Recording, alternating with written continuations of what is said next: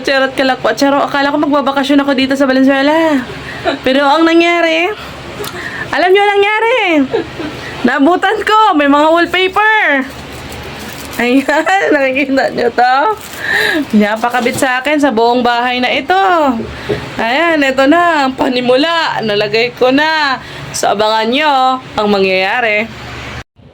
Yan, ito, ginunting-gunting ko na para maidikit ko na. Inuna ko muna yung CR, mga kalakwatsera at kalakwatsero.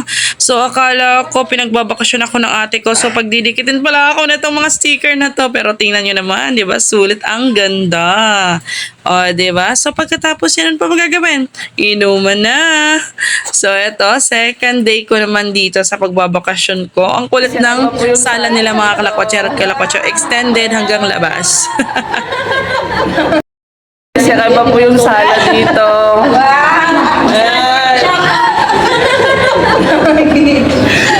Ay, yung sala po nila, ito, hallway. Yan.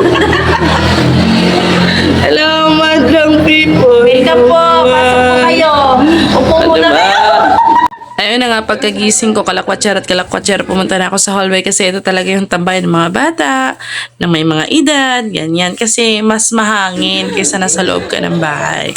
So, ito na nga, nag-iihaw na kami mga kalakwatsera at kalakwatsero. Sobrang sarap. So, happy tummy na naman mga kalakwatsera at kalakwatsero. So, tara na.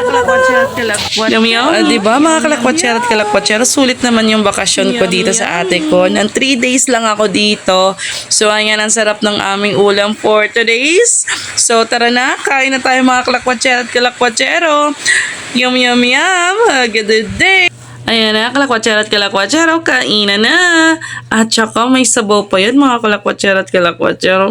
Sobrang sarap. Sira na naman ang diet.